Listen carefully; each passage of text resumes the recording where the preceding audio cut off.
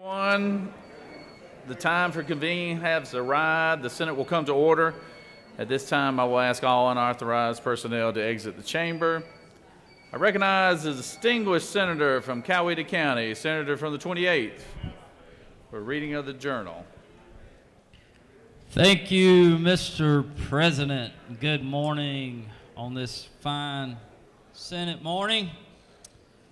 Want to first announce our pages. Today we've got out of Valdosta, Georgia, my father's hometown, we've got Reader Warner. Reader, wave to everybody. And then we have out of Johns Creek, we have Neha Girl. So thank y'all for all the work you're going to do for us today. Mr. President, on this fine day in 1943, Frank Sinatra debuted on the radio. And in 1948, the first radio-controlled airplane was flown. Imagine that. Right. Today is International Frozen Yogurt Day, it's Pay a Compliment Day, and it's National Chopstick Day. All right. Not very good days. But it is also here in our day, it is Pay a Compliment Day, which is great. It also, we've got MS Day today, so you'll be seeing folks, advocates up here for multiple sclerosis and seeking a cure and all that today, so be sure and greet them. And today the journal has been read and found to be complete. Correct. All right. Well, thank you, Senator. I appreciate that. And it's always a good day in Georgia when we can get to hear your rendition of the reading of the journal there. So we appreciate that. Is there objection to the dispensing of the reading of the journal? Chair hears none, and the journal is dispensed with. Is there objection to the confirmation of the journal? Chair hears none. The journal is confirmed. All senators who have bills and resolutions to introduce, please bring them to the Secretary's desk. First reading and references of Senate bills and resolutions. Secretary. Senate Bill 76 by Senators Merritt of the 9th and others, a bill to be entitled an act to amend Article 1 of Chapter 18 of Title 45 relating to the State Employees Health Insurance Plan and Post-Employment Health Benefit Fund, so as to provide Insurance and Labor. Senate Bill 77 by Senators Robertson of the 29th and others, a bill to be entitled an act to amend Title 17 relating to criminal procedure, so as to enact the Judiciary. Senate Bill 78 by Senators Robertson of the 29th and others, a bill to be entitled an act to amend Chapter 7 of Title 40 relating to off-road vehicles so as to authorize the Public Safety. Senate Bill 79 by Senators Anderson of the 43rd and others, a bill to be entitled an act to amend Chapter 4 of Title 1 relating to holidays and observances so as to revise the holidays. Ethics. Senate Bill 80 by Senator Jones of the 10th and others, a bill to be entitled an act to amend Code Section 48540 relating to definitions for property tax Finance. exemptions. Senate Bill 81 by Senators Anderson of the 43rd and others, a bill to be entitled an act to amend Title 31 relating to health so as to repeal in its entirety Chapter 26 relating to the practice of midwifery, to amend Title 43. Health and Human Services. Senate Bill 82 by Senators Anderson of the 43rd and others, a bill to be entitled an act to amend Code Section 83201, Article 1 of Chapter 1 of Title 20, Chapter 1 of Title 34, and Article 2 of Chapter 19 of Title 45 relating to definitions Insurance relative. and Labor. Senate Bill 83 by Senators Jackson of the 41st and others, a bill to be entitled an act to amend Article 7 of Chapter 5 of Title 16 relating to stalking. Judiciary. Senate Bill 84 by Senators Huffstedler of the 52nd and others, a bill to be entitled an act to amend Chapter 5 of Title 10, the Georgia Uniform Securities Act of 2008, so as to provide for financial protections for elder and Banking disabled and financial institutions. Senate Bill 85 by Senators Rhett of the 33rd and others, a bill to be entitled an act to amend Article 5 of Chapter 2 of Title 47 relating to service credible towards retirement benefits so as to provide for credible service for certain military service, to provide for application and payment, to provide for a short title. Retirement. Senate Bill 86 by Senators Brass of the 28th and others, a bill to be entitled an act to amend Title 20 relating to education so as to allow eligible students participating in the dual enrollment. Higher ed. Senate Bill 87 by Senators Parent of the 42nd and others, a bill to be entitled an act to amend Chapter 1 of Title 22 relating to general provisions regarding the General Assembly. Reapportionment. Senate Bill 88 by Senator Summers of the 13th and others, a bill to be entitled an act to amend Article 1 of Chapter 7 of Title 19 relating to general provisions regarding parent and child relationship generally, so as to prohibit certain actions by an adult acting in loco parentis with respect. Education and Youth. Senate Bill 89 by Senators Merritt of the Ninth and others, a bill to be entitled an act to amend Chapter 5 of Title 21 relating to ethics in government so as to provide that child care and other caregiving services associated with a candidate's campaign. Ethics. Senate Bill 90 by Senators Dixon of the 45th and others, a bill to be entitled an act to amend Chapter 1 of Title 10 relating to selling and other trade practices so as to provide for commercial financing disclosures, to require certain persons Banking who and provide. Financial. Senate Bill 91 by Senator Dixon of the 45th and others, a bill to be entitled an act to amend Chapter 9 of Title 34 relating to workers' compensation so as to extend the time period for the dissolution. Insurance and Labor. Senate Bill 92 by Senators Robertson of the 29th and others, a bill to be entitled an act to amend Article 1 of Chapter 18 of Title 15 relating to general provisions regarding prosecuting attorneys, so as to create the Prosecuting Attorneys Oversight Commission, to provide for definitions, to provide for the Judiciary. powers. Senate Bill 93 by Senators Anna Vitarte of the 31st and others, a bill to be entitled an act to amend Chapter 29 of Title 50 relating to information technology, so as to restrict the use of certain social media platforms on state equipment, to provide for definitions, to provide for related matters, to provide for legislative findings. Veterans and Homeland Security. Senate Resolution 85 by Senator Walker III of the 20th and others, a resolution creating the Senate Occupational Licensing Study Committee and for other purposes. Rules. Senate Resolution 87 by Senator Jones of the 10th and others, a resolution recognizing and commending Chris Tucker and for other purposes. Rules. Senate Resolution 89 by Senators Parent of the 42nd and others, a resolution proposing an amendment to the Constitution so as to provide that legislative and congressional reapportionment be done by an independent, nonpartisan. Reapportionment. That completes the order, Mr. President. Secretary will read bills and resolutions for the second time.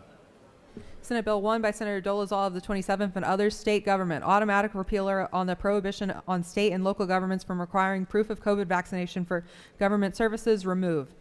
Senate Bill 26 by Senator Dolezal of the 27th and others, state government, meetings and public hearings of development authorities and community improvement districts to be held by teleconference, permit. Senate Bill 36 by Senator Robertson of the 29th and others, pimping and pandering, penalty provisions, increase. Senate Bill 37 by Senator Robertson of the 29th and others, sheriff's qualification requirements for the office of sheriff revised. That completes the order, Mr. President.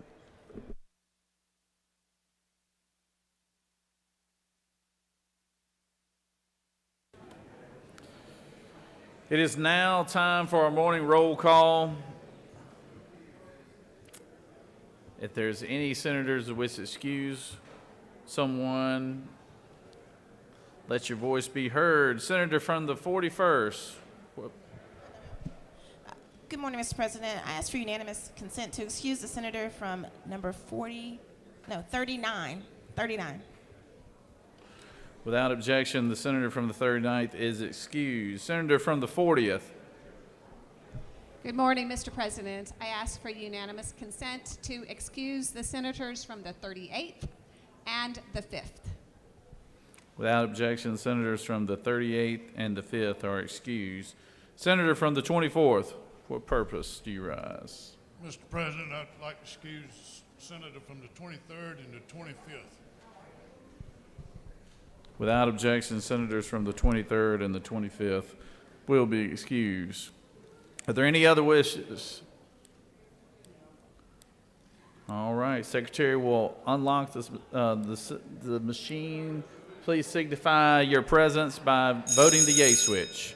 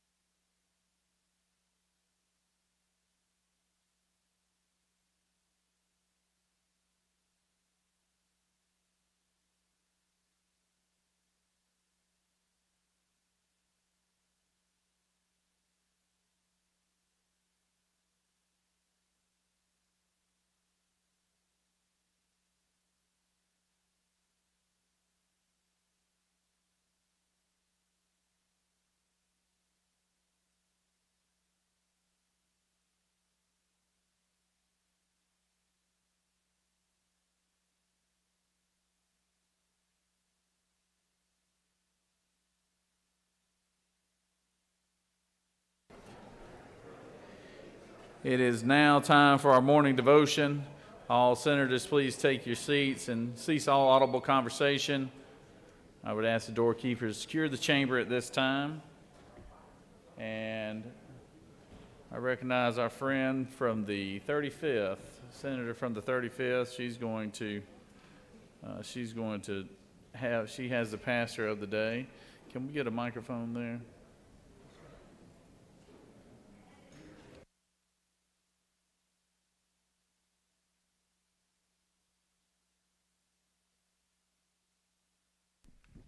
Thank you very much. Praise God, from whom all blessings flow. Amen. Before we do the prayer, will you join me in saluting the flag?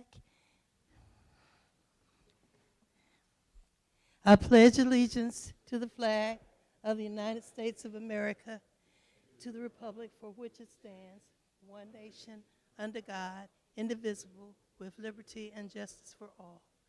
And now, the Georgia flag.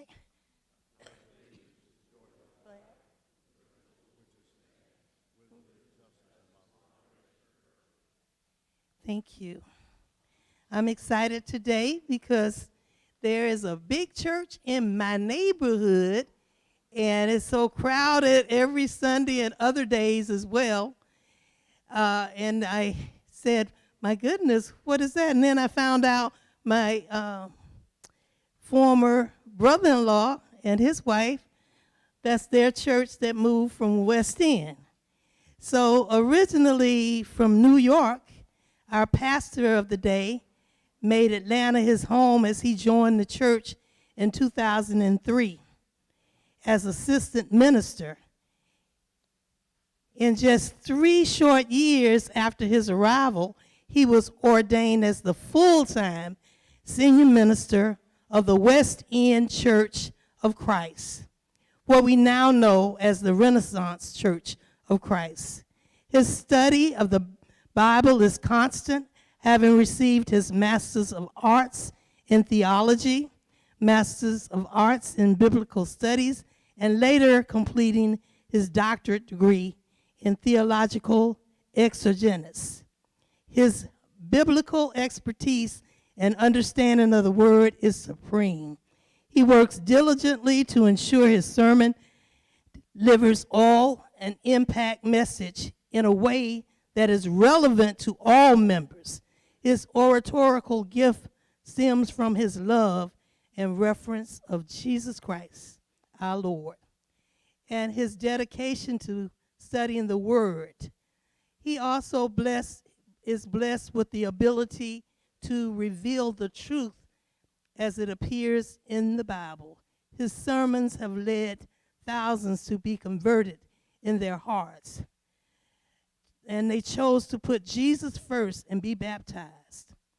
A mix of sound doctrine, a dose of practical biblical application, and a dash of down-to-earth humor. He delivers a perfect recipe for his church each Sunday. Just as important to Dr. Ophius J. Hayward as devoting time to study, he has made a point to form strong bonds with the members of the church. In addition, he invests time in mentoring young people. As much as he's challenged himself, he also challenges each one of us to center our lives on Jesus Christ and expand our knowledge. Due to his acknowledged expertise in presenting the Word of God, Dr. Ophius J. Hayward is frequently requested to speak on national and regional lectureships and conducts revivals all across this country. Dr. Hayward is considered one of the most dynamic and spiritually sound gospel preachers among churches of Christ today. He is able to articulate the word with profound simplicity and provide practical applications for everyday challenges. Without further ado, Dr. Haywood, will you please come up and offer a word today? Thank you. I am most thankful and grateful for the immense opportunity and thankful to stand before you in devotion before God, to share with you a word that I believe will be relevant to your process as you consider legislation. The interesting reality is that you've been given the privilege to step into the context of blessing the lives of people. And at the end of the day, it is not just about legislation, but how we bless people within the context of their real lives. And to that end, I would like you to consider the great rabbi who walked the streets of Palestine and who was an itinerant minister who came for the purpose of providing truth to the yearning heart. During the last week of Jesus' life, we call it within academic circles the week of passion. And during that week of passion, there was an overarching question that rung throughout the hearts of his great disciples. And that question was, which one of us would be the greatest in your kingdom? And as Jesus heard the great dispute over the definition of greatness, he made a conscious effort and decision to not necessarily engage in verbal exchange, but as John would have it, he girded himself with a towel, removing his outer garment. And as he removed the outer garment and girded himself with a towel, in the midst of this exchange over greatness, Jesus begins to wash their feet. And as Jesus begins to wash their feet, the disciples wondered with great amazement what in the world was he doing. For in the context of Palestine, it was the job of a menial house slave to wash people's feet. Here he is, the great anointed one of Israel, God in the flesh, has made a decision to give an example demonstrative among his disciples to show them what true greatness really is. God doing the task of a menial slave, and he's washing his disciples' feet. In that moment in time, Jesus gives an incredible teaching. And that teaching to the disciples was, it's not about your title, but what God really cares about is how dirty is your towel. And may we, as we move forward and deal with people's lives within the context of legislation, may we be mindful that it's never about our position, it's never about our title, but like the great messianic master, he showed that true greatness is and how dirty can your towel become. May you recognize that as you sit in these seats for the remainder of the days for which you must be here, that it is never really about who you are or the title that you occupy or the position that you may seek after. But at the end of the day, God has called you to get your towel dirty. And I'm prayerful, I'm hopeful that as you continue down this incredible process, of which I am quite thankful of the work that you do, I hope you know when God returns, to which all of us will one day stand, he will not ask us, what was your title? But he will ask you, how dirty is your towel? May you stand with me and pray.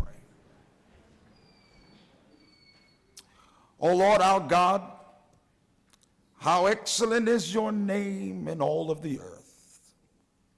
We realize that you are God, and besides you there is no other. We ask you to lead this legislative process for all the constituents that are involved. May we recognize your presence and acknowledge your power and rely on your wisdom. And as your word has so declared, we declare right now to you, O God, that today and all days thereafter will be the days of getting our towels dirty. It is in the matchless name of him who walked the boisterous waters and calmed the raging sea. In Jesus' name we ask this prayer. Amen.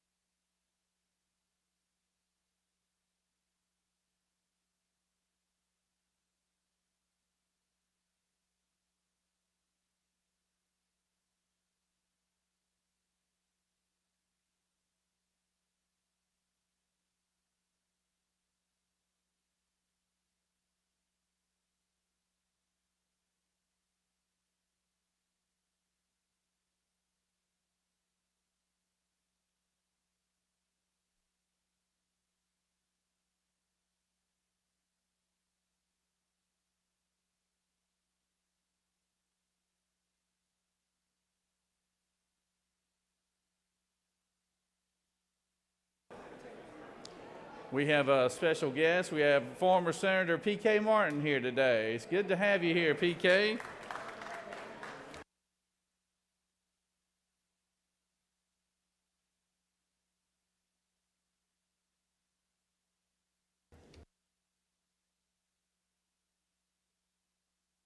I'd like to call on the senator from the 32nd. She's going to speak from the well today and introduce our doctor of the day. Senator? Thank you, Mr. President. I want to introduce you to a friend of mine that has already been here before, and it should make y'all very happy. It makes me very happy always to have an emergency physician as the doctor of the day. So Dr. Brett Cannon, wave so that everybody will know who you are. And if you guys aren't feeling well or have questions about your health care and want to go talk to Dr. Cannon, he'll be there all day. Thank you so much for coming. What? It's ER. Oh, it's Georgia College of Emergency Physician Week at the Capitol, and in a couple days you'll see a bunch more doctors coming down for Doctor's Day at the Capitol. Thank you. I yield the well.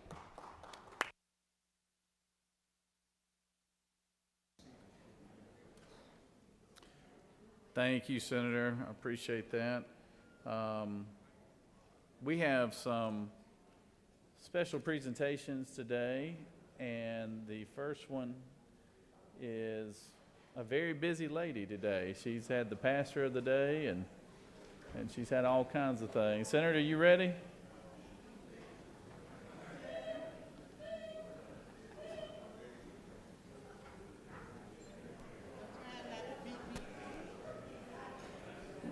We will let the senator have the floor for her special presentation here. Read the resolution. Secretary, read the caption.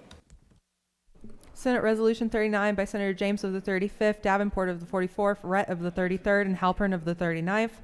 A resolution honoring the memory of Miss Rosa Parks and recognizing February 6, 2023 as Rosa Parks Day and for other purposes. Whereas on December 1st, 1955, Seamstress Rosa Parks became a beacon of courage and a symbol of the civil rights movement when she refused to give up her seat on a city bus. And whereas her quiet insistence on human dignity in the face of segregation, racism, and Jim Crow laws sparked the citywide bus boycott in Montgomery, Alabama, that brought an unknown young minister, Dr. Martin Luther King Jr., to national prominence. And whereas Rosa Parks has been hailed as the mother of the civil rights movement in America for her pivotal act on that day in Alabama, as well as for her lifelong commitment to justice for Black Americans. And whereas Rosa Parks became the first woman to lie in state in the United States Capitol Rotunda, and whereas Rosa Parks risked her life on December 1st, 1955 in a selfless effort to end racism. It is abundantly fitting and proper that her legacy is honored and the fight for equal rights and the ending of racism continues. Now, therefore, be it resolved by the Senate that the members of this body honor the memory of Mrs. Rosa Parks and her gallant service to this nation and the civil rights movement and recognize February 6, 2023 as Rosa Parks Day. Mr. President, that completes the order. Is there objection to the resolution? Chair hears none, and the resolution is adopted. I'll open the floor for you, Senator, to speak to the resolution. Thank you, Mr. President, colleagues, and friends. This morning, we take time to honor and celebrate the life and legacy of Rosa Parks. Today is not only a day we should pay tribute to this pioneer, an incredible woman. Each day we should recognize the gains that she and other founders of the civil rights movement made for people of color in this nation.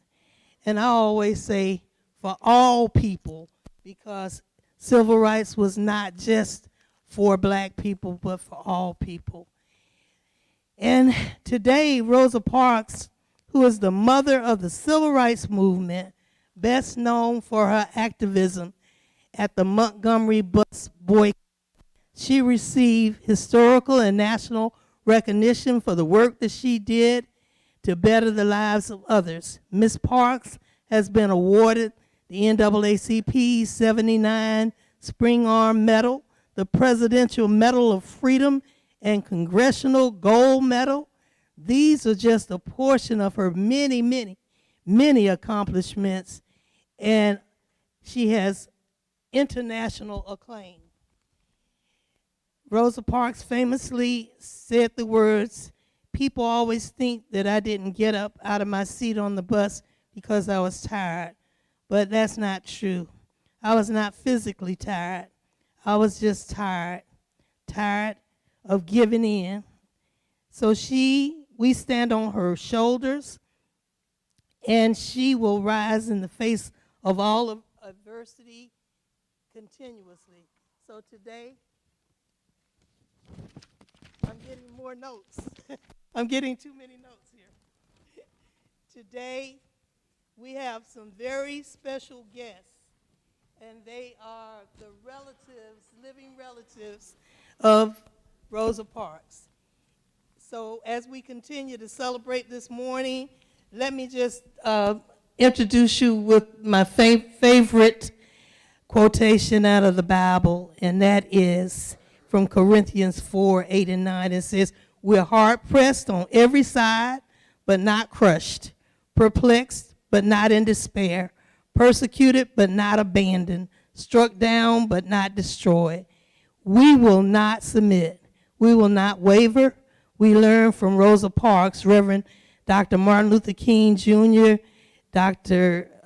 John Lewis, and so many others, and continue our mission for social equality. Today, I'd like to introduce the niece of Rosa Parks, Susan McKaylee, and the other living family members. So just give us a few words, and we're so happy that you came all the way from Montgomery, Alabama, and we have so many people in the gallery. Will you stand? And then we have yes, and they are mostly from here. We have some superstars, Levert, I see you, and others who are here. And we have a room full of people in room 307, and it's streaming. So we give thanks to all of you for being here to celebrate this auspicious occasion. So without further ado, please give us a word. Good morning to everyone here. I'd like to thank everyone, especially Senator James, and all other members of the Senate who had a part in getting the state holiday. And I know there were countless organizations, groups, activists, community leaders who are a part of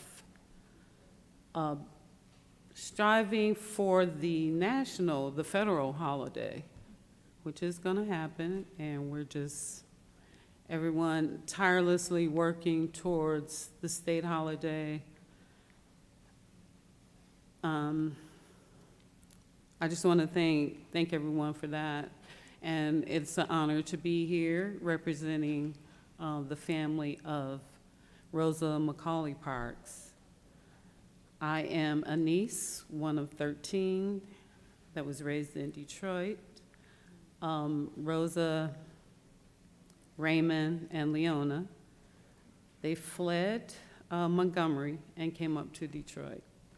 And they stayed with us, her only sibling, my father, until they were able to find their own place in Detroit. So she was very close. She helped to raise us in Detroit there. I live here now. These are my two of my children behind me, and my daughter-in-law to be. But thank you so much for the resolution. I look forward to the federal holiday coming up. I know it's going to happen. I'd like everybody to think about what we want to do with that day, the federal holiday. Just keep that on your mind, because we are going to have a federal holiday for Rosa Parks. Thank you so much. Good job. Good.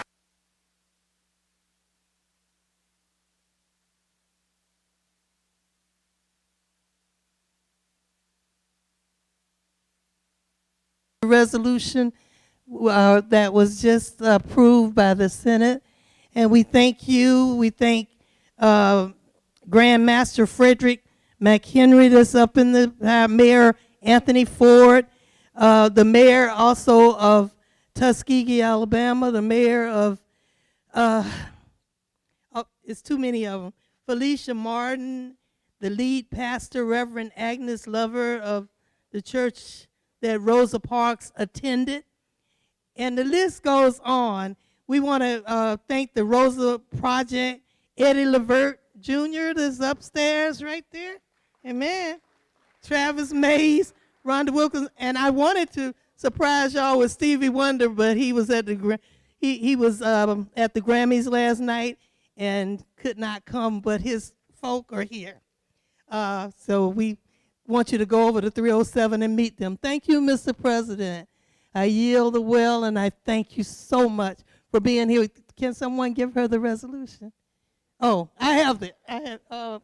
My husband has it over on the side over there. We'll give it to you in just a minute. You have to give it to her. Sorry. Thank you for listening, and thank you. Please come over. We have some real good food that's going to be over there. So everybody wanted to eat from the Collard Green Cafe, right? Peach cobbler, etc. Thank you very much.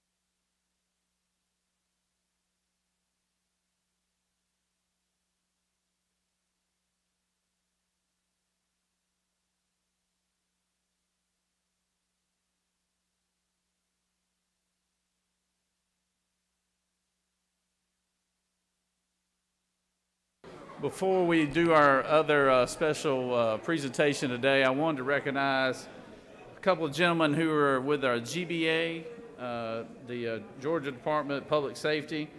We've got with us today Marty Smith and Gerald Pilgrim.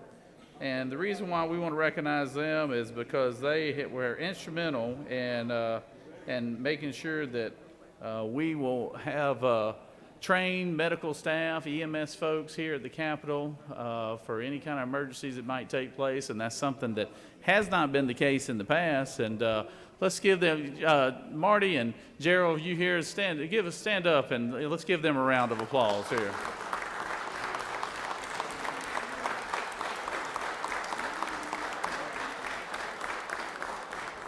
Thank y'all very much, and we greatly appreciate all the work you do and the service to the state and to this body as well. So thank y'all for being here very much.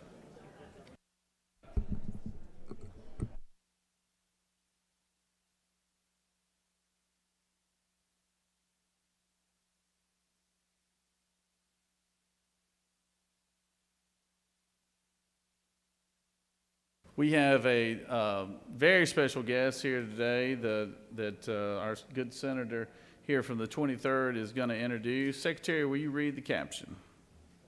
Senate Resolution 75 by Senator Burns of the 23rd, Kennedy of the 18th, Gooch of the 51st, and others. A resolution recognizing and commending Louis Graziano on his incredible bravery and his dedication to this country for his efforts in World War II and for other purposes.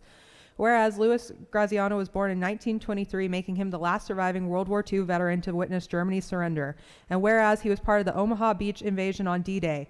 He was in the third wave, he was a master sergeant in World War II, and he helped build the Dwight D. Eisenhower headquarters in Europe. And whereas after D-Day, he was in the Battle of the Bulge, where he almost lost his feet to frostbite, and he took part in the June 6th invasion of Normandy in 1944. And whereas he became the utilities foreman for the 102nd Infantry Field Artillery Battalion, Special Headquarters Command in Reims, France. Part of this job called for him to be responsible for all American-occupied buildings in Reims, including the Little Red Schoolhouse where Germany signed the surrender document. And whereas, after witnessing the signing, Mr. Graziano took the Germans to another room to meet General Dwight D. Eisenhower. And whereas he graduated from the Buffalo School of Beauty and Culture, and he was working at his sister's salon when he got drafted into the Army. He still works at this barbershop today, cutting and styling hair for 80 years. And whereas Mr. Graziano met his future wife, Eula Bobby Shaneyfelt, while he was in Reims, where she served as a staff sergeant in the Women's Army Corps, and the couple moved back to the United States and raised 5 children: Louis, Moira, Marcia, David, and Kim. And whereas for most of Mr. Graziano's life, Thompson has been his home, he truly loves his community, and they love him. And now, therefore, be it resolved by the Senate that members of this body commend Louis Graziano for his heroic actions in World War II and honor the pride and prestige that it has brought this great state to call him a resident. Mr. President, that completes the order. Thank you. Is there objection to the adoption of the resolution? Chair hears none. The resolution is adopted. I tell you, it is a special day today for have Mr. Lewis here. Today is his 100th birthday today. So, yeah.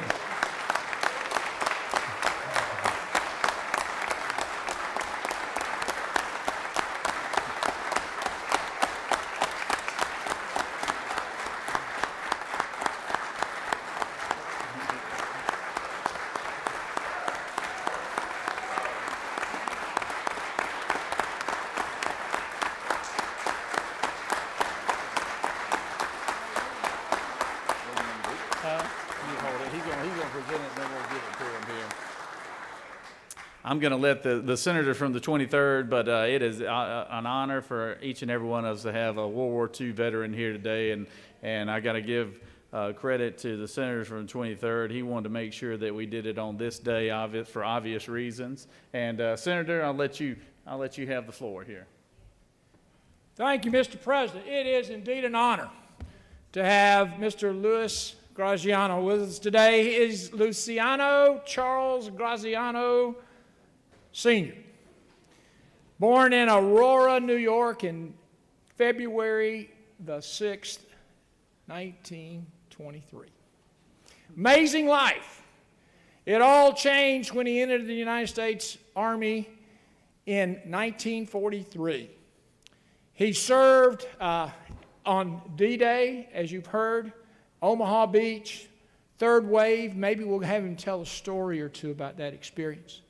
But then on through France, on through the liberation of France, survived the Battle of the Bulge, was responsible for all the utilities of U.S. Facilities in Reims, France, and was personally there at the Little Red Schoolhouse in May 7th, 1945, when the surrender was signed. He met his wife, Bobby Schoenfeld from Alabama. She was a WAC in Reims. They married in October of 1945, October 2nd, 1945. And then when they returned to New York, she quickly brought him south. He migrated to Augusta, Georgia, but learned quickly that his customers were in Thompson. So he moved to Thompson, Georgia, in McDuffie County. He has spent the last 60 years in Georgia. So he's one of ours. He's one of ours. There are so very, very few World War II veterans left, and there are none left that witnessed the signing of the unconditional surrender of the Germans at the Little Red Schoolhouse in Reims, France in 1945. Ladies and gentlemen, Mr. Louis Graziano.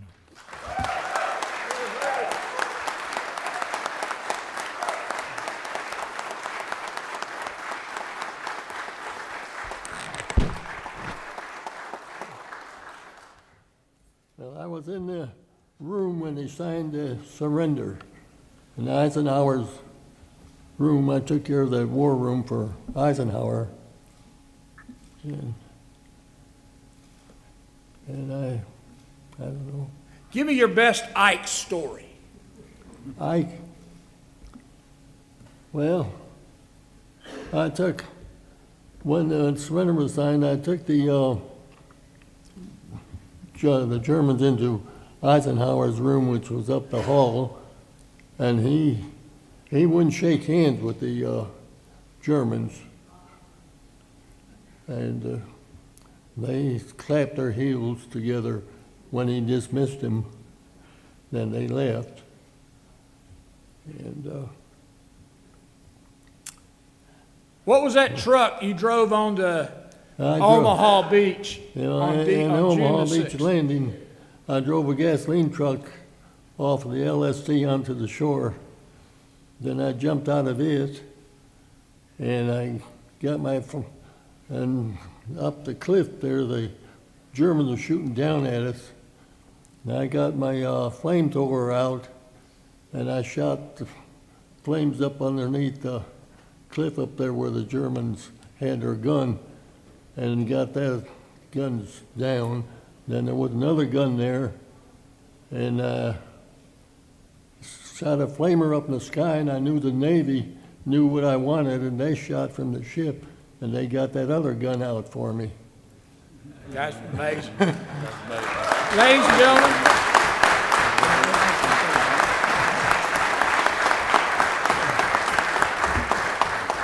if you would like a full account of the life of Louis Graziano, there's a book that will tell you the stories that will make your children cry.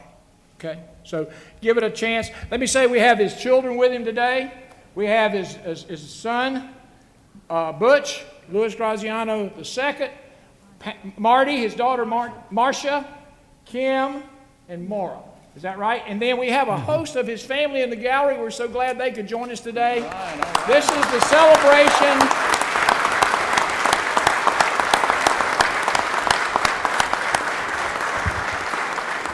This is a celebration of 100 years of service to our nation. Thank you, Mr. Graziano. All right, thank you. Happy birthday. I understand he still drives his pickup truck in McDuffie County, Georgia, which is amazing. They can't have my license. They can't have my license. They're not going to take my truck away. Is that right? All right, we have a kid. Well, we're going to step right down here. In honor.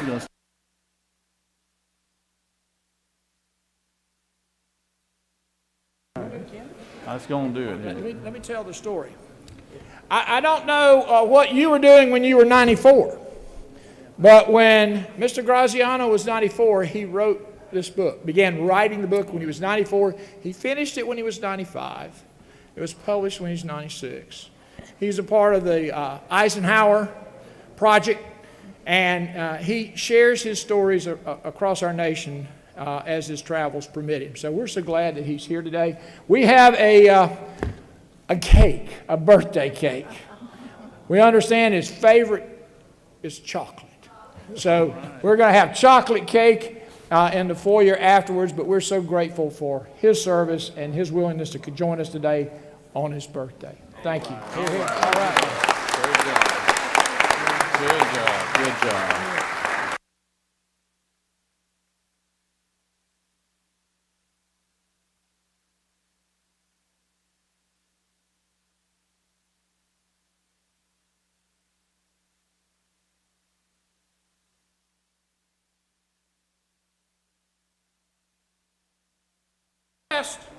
Yes, there has been a special request, and I feel like we need to grant this special request. So we're gonna. Elvis is in the house. Come here, Elvis.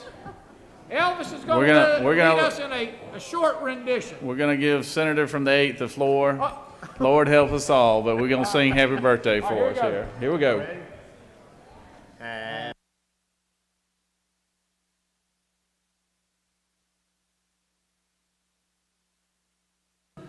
Happy birthday, dear Lewis.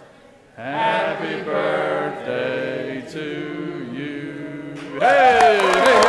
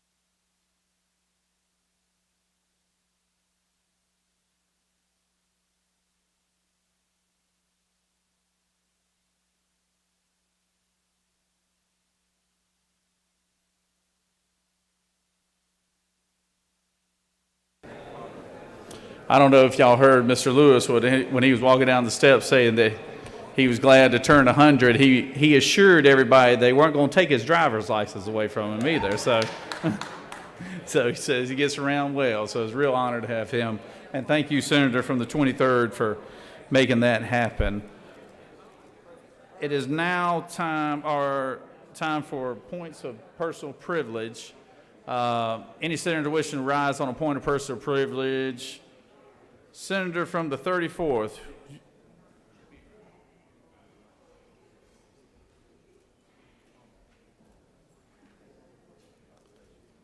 The floor is yours, Senator.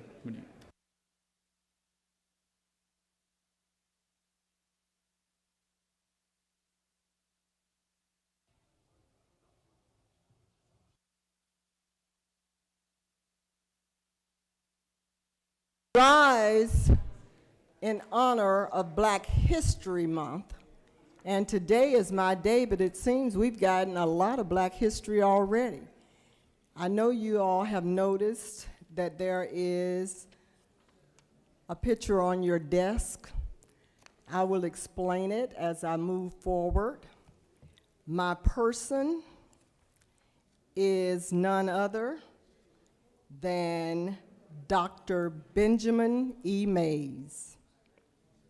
He was best known as a longtime president of Morehouse College here in Atlanta, Georgia.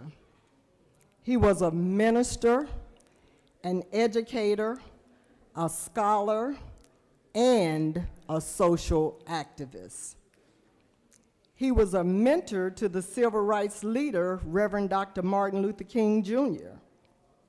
He was born August 1st, 1894, and died 1984 at the age of 90.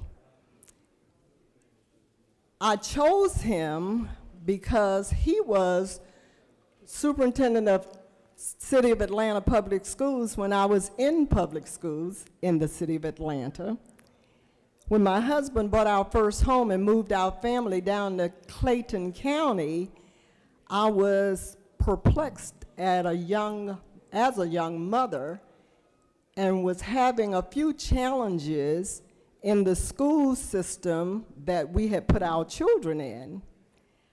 When I reached out to Dr. Mays, he was so excited. He said, "I want to meet the kids. Why don't you bring them over? Let me give you my address." So the picture that you see on your desk is a picture of my son, Vincent, when he was 9 years old, and my daughter, Wendy, when she was 7 years old. He was so excited because Dr. Mays had a little conversation with him, man to man. How often can your children get to participate, talk to, be like a granddaddy? Because the kids said, he's just like granddaddy. Be like a grandfather to them.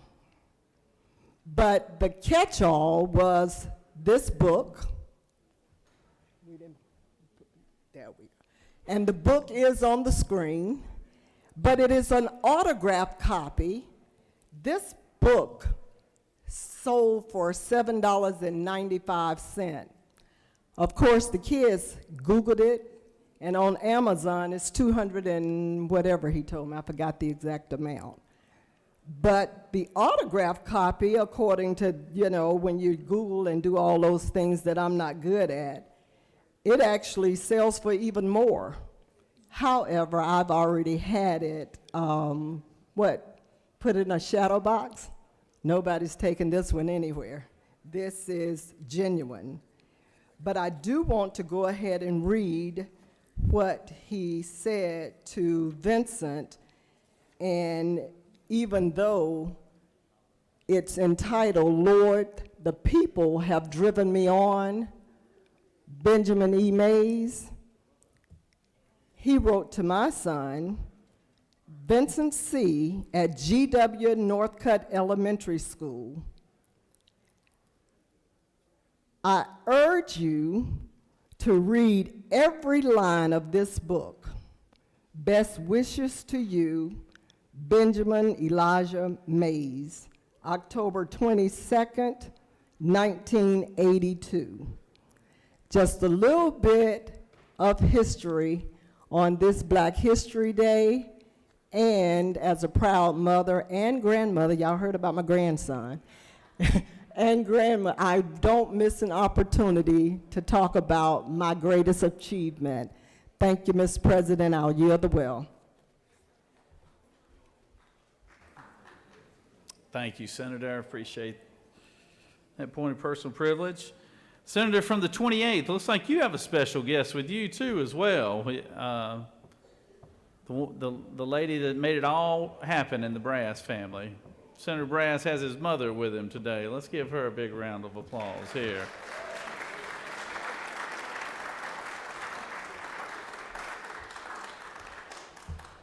Thank you, Mr. President. And everybody was standing for you, Mom. That was more of a God bless you for putting up with me. But, Mr. President, today I rise because today is Multiple Sclerosis State Action Day in Georgia. And our friends from the Georgia chapter of the National MS Society are here. Many of them are up in the gallery. If y'all will wave to them and give them a big hand. And they're going to be down here going around today advocating and really educating us on MS and what that means. And just so you know, there's a lot about the disease that we don't know. But we do know that it's a disease that impacts the brain, the spinal cord, and optic nerves, which make up the central nervous system, pretty much controlling everything we do. And so the exact cause of MS is still unknown. But there are nearly 1 million people in the United States and 2 million worldwide that live with MS. So MS is most common non-traumatic disabling disease that actually affects young people, young adults. It can have a significant impact on a person's emotions, not only because MS is challenging to live with, but because it affects part of the brain that control mood. That's why our MS Society friends have been talking about mental health legislation over the past several years. And so although a cure for MS has not been discovered, a number of medications have been approved by the FDA over the past 25 years.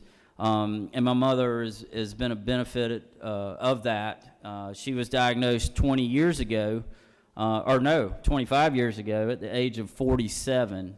And I remember I'd gotten home from college, or I was in college at the time, and I'd come home and come home to my apartment in Athens and gotten a call, Mom, the good news was it was MS. The bad news, we thought at the time that it was potentially could have been a brain tumor. So we were actually relieved to find out that it was MS. But because of medications and more importantly because of a strong will and just a great personality, she's been able to live a great active life.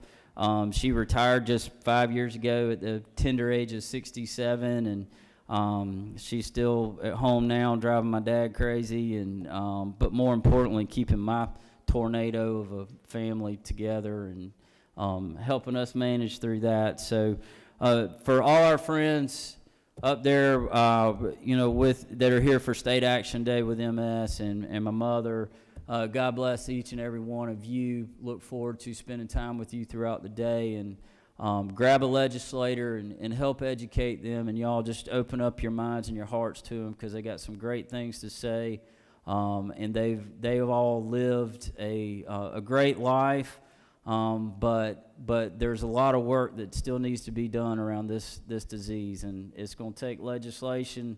It's going to take funding, but most importantly, it's going to take the will of all of us to get this done. So, Mr. President, with that, I yield the well.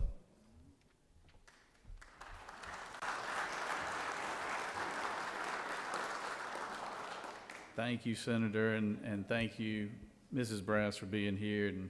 And it is something we need to always be conscious of. That is a very, very troubling disease, and it's also very troubling when you have a family member that has that. So thank you for coming down here, Senator, and sharing that with us. Senator from the 22nd, wish to rise on a point of personal privilege.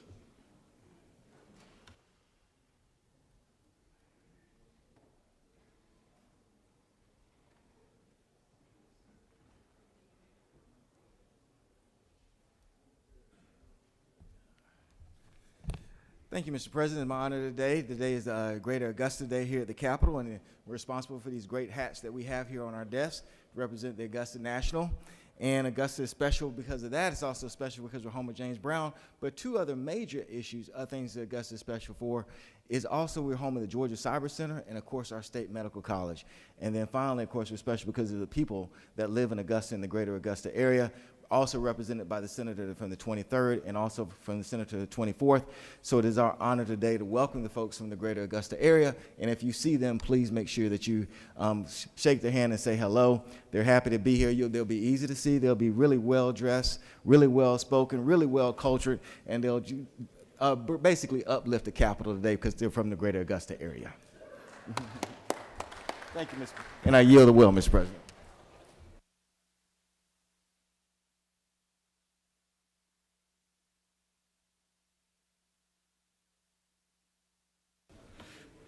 Thank you, Senator. Senator from the 33rd, you wish to rise on a point of personal privilege?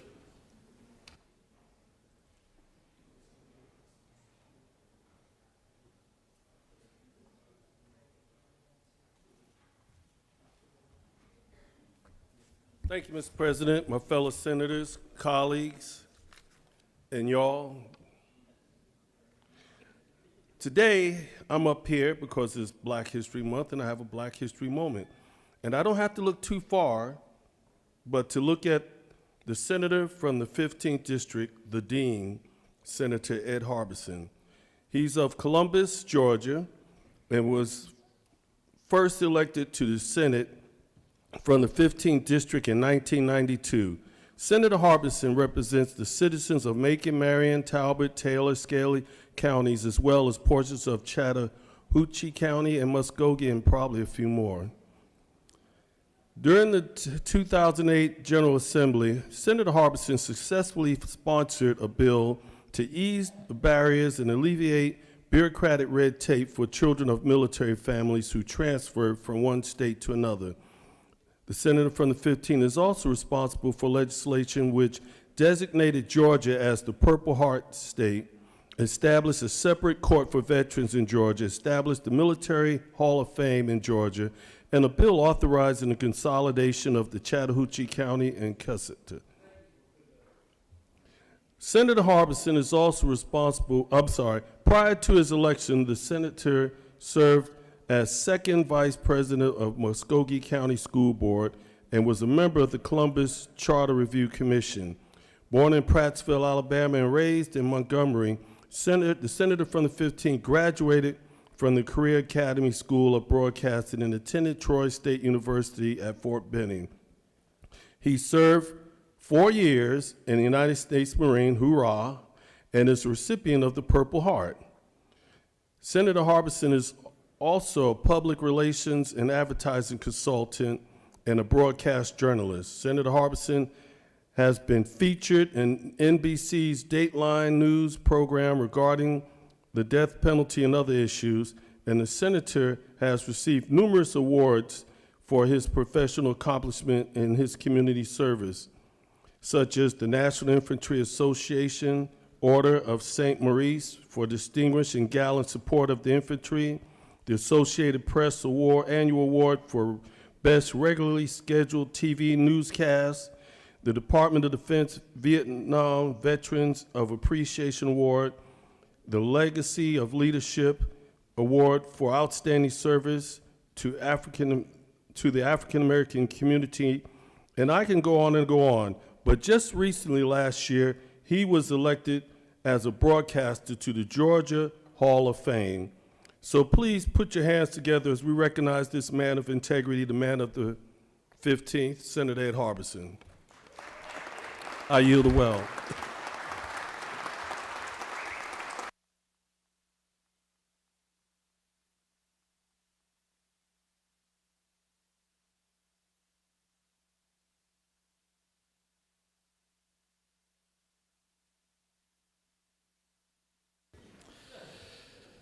That was a fantastic point of personal privilege and well-deserved recognition right there.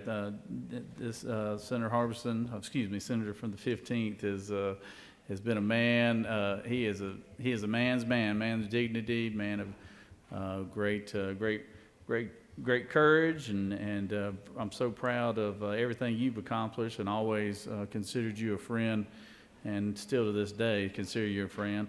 And I always joke with people all the time. I was like, sometimes Ed was the only one that talked to me in this chamber. So, so it is a pleasure to. I'm glad you did that, Senator from the 33rd. Recognize our good friend and Dean of the Senate, the Senator from Columbus. Senator from the 55th, a minority leader. You wish to rise on a point of personal privilege?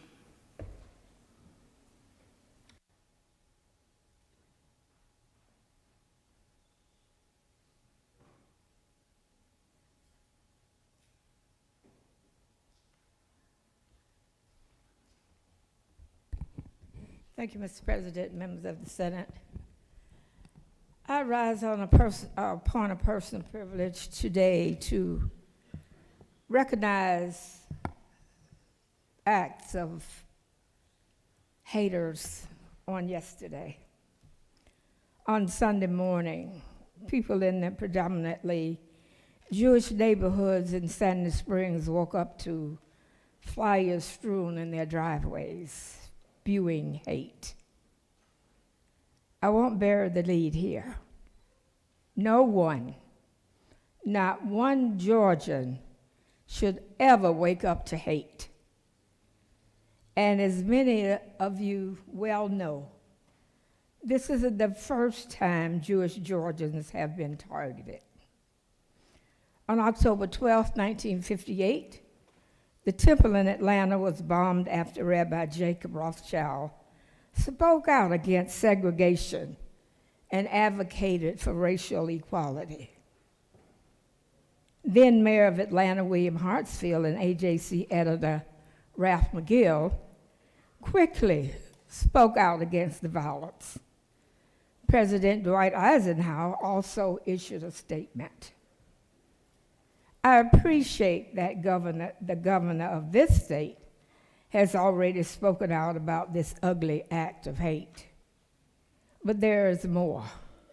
Still, that we as the legislative body must do to address these wrongs. Anti-Semitism and visible acts of hatred toward Jewish communities have risen in the last 5 years. Let us not forget that 11 Jewish worshipers were killed at the Tree of Life in Pittsburgh, and far-right marches chanted, "Jews will not replace us," in Charlottesville, Virginia. These acts of violence and intimidation are indicative of our country's anti-Semitism problem. Our own Georgia congressional member have spouted nasty anti-Semitic conspiracy theories about Jewish space lasers.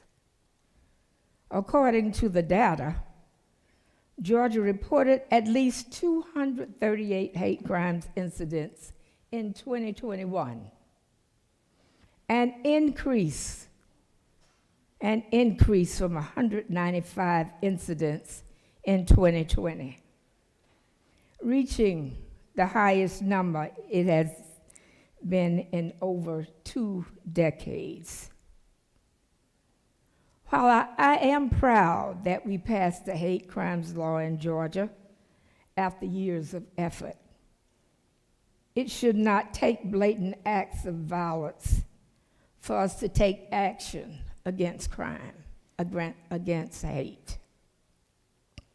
Normalizing hate towards any group, class, or citizen in this state is unacceptable. While I am not Jewish, I know that my beliefs are underpinned by a Jewish text and belief. And I personally stand with the Jewish community against anti-Semitic hate because I understand what it feels like to be targeted on the basis of your identity. At its core, religion is about love, God's love. We love, our love. Our communities stand together in the tradition of love. And it is up to each of us to demonstrate that love for one another through action in the face of injustice. There is an anti-Semitism bill labeled in the House that we stand ready to support. I hope you will support us in our endeavor to ensure Georgia is a place where hate against any community is not only untolerated, but staunchly rejected. Thank you, Mr. President, and thank you, colleagues, for listening to me this morning. I yield the well.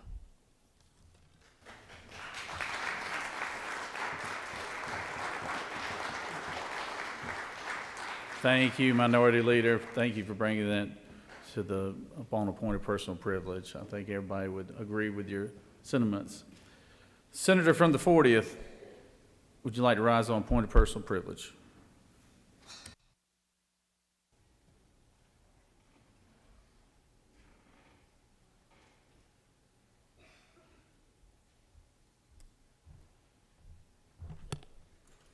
Thank you, Mr. President. To my colleagues in the Senate, I too rise to talk about what happened this weekend.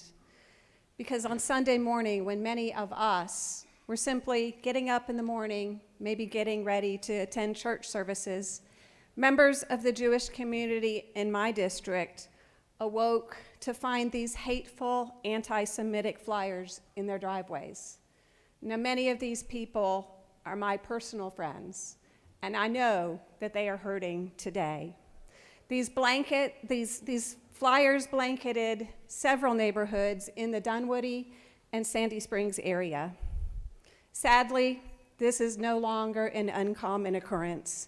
The AJC reported that these instances doubled in the last year. There have been similar instances in many of your districts: Noonan, Macon, Carrollton, Rockmart, Columbus, Cartersville.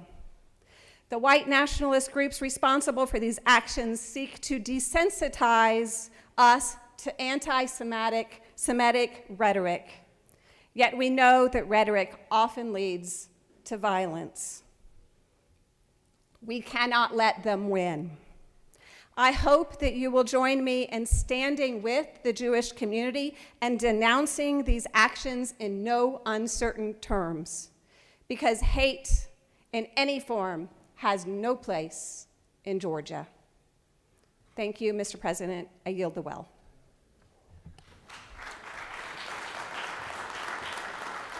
Thank you, Senator. Senator from the 8th, would you wish to rise on point of personal privilege?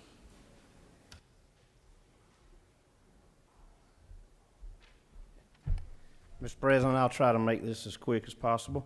On your desk, you should have a Legislative Sportsman's Caucus sign-up sheet. If you would please, if you're interested in joining that caucus, please fill it out and give it to me today. Also, just wanted to say, wow, how awesome was that to have Mr. Graziano here, 100-year-old World War II veteran. You know, we just buried our Pop last year. I gave the eulogy at his funeral, and Pop was taken prisoner of war during the Battle of the Bulge. And I was talking to Mr. Graziano, and I told him that, and he said, yeah, he said, I got frostbite during the Battle of the Bulge on my feet and couldn't walk. And, you know, I just thought about how great this country is and how we stand on the shoulders of giants. And you think about it, y'all, the freedom that we enjoy with so much of what we see going on in Washington.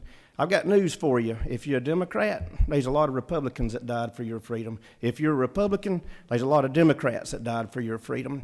I got news for you. Those folks that put those mailers in those folks' driveway, they need to know that there's a lot of Jewish people that died for their freedom as well. Because if you look back in 1941, December the 7th of 1941, when the Japanese bombed Pearl Harbor, they destroyed the Pacific Fleet. Hitler had taken over all of Europe. Britain stood as the lone democracy on the European continent. We look back now like Allied victory was assured, but I promise you, in 1942, it was not. After the Japanese bombed Pearl Harbor, they took over Guadalcanal and all those islands in Asia. But this country came together. What divides us is so much weaker than what unites us. We came together. We mobilized our manufacturing sector. By 1944, Ford Motor Company was producing a B-17 bomber every 63 minutes rolling off the line. We live in a great country. We live in a great country because of our diversity and not in spite of it. I have been proud to be an American today, sitting in this chamber. God bless y'all. Mr. President, I yield the well.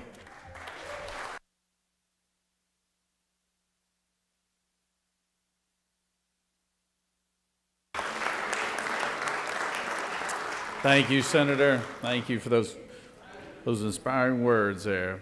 I think you summed it up right there, Senator. Senator from the 14th, would you like to rise on a point of personal privilege?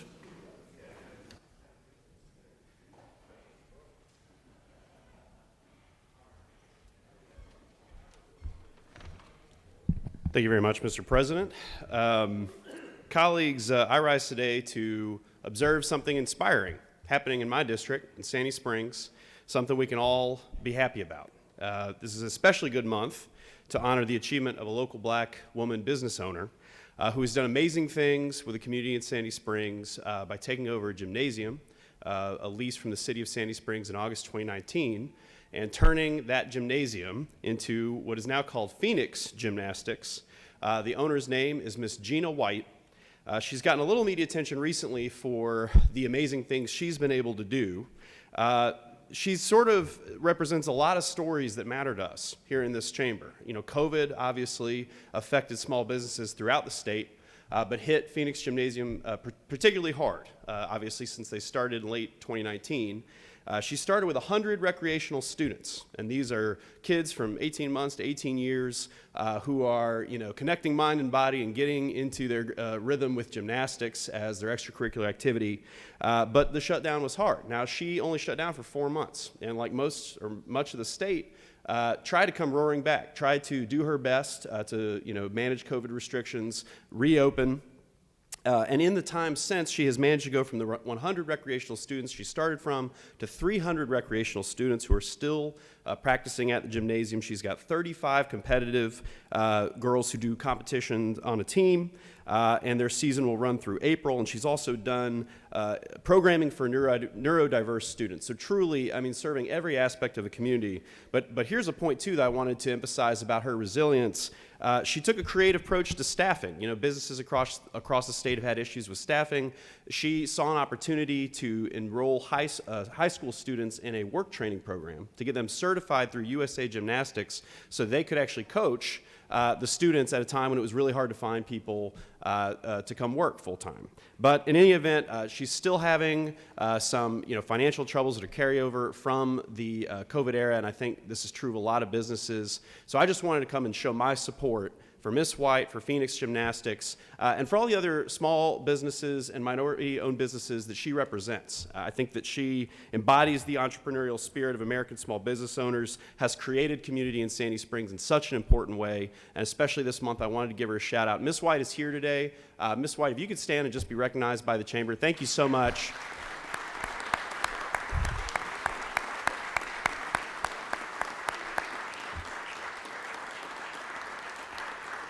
Thank you so much for what you've done for Sandy Springs and for being an example for Georgians and for Georgian small businesses across the state. Thank you, Mr. President. I yield the well. Thank you, Senator, and thank you for recognizing the small business owners and the sacrifices they all make to make it this day and time. So thank you very much for doing that. Any other senator wish to rise on a point of personal privilege?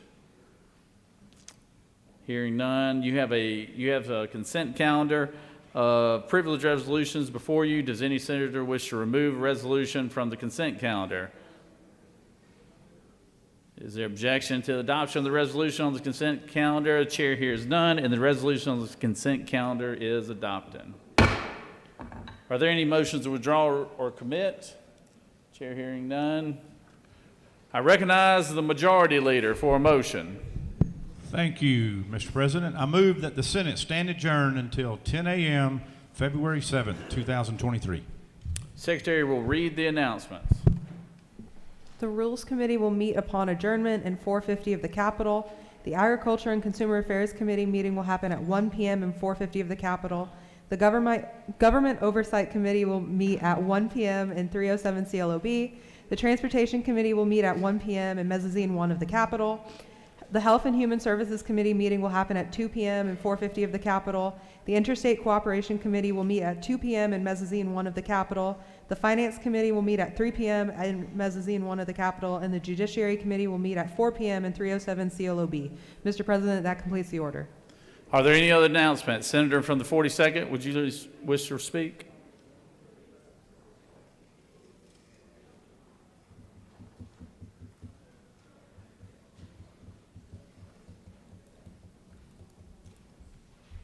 Thank you, Mr. President. Just wanted to take a moment and let this body know that we received some unfortunate news this morning, which is that Senator Donzella James lost a sibling, a sister, over the weekend. So please keep Senator James as well as her entire family in your prayers. Thank you, Mr. President. Thank you for reminding of us of that, Senator. Let's stand in a moment of silence for Senator James and loss of her sibling.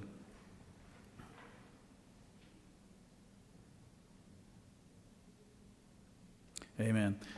Thank you, Senator, for that. Are there any more announcements? Any additional announcements? Chair hearing none. The majority leader has moved that we stand adjourned till Tuesday, February 7th at 10 a.m. All those in favor of the motion signify by saying aye. Ooh. Oh. All those opposed, no. The ayes, I guess, clearly have it. We're adjourned.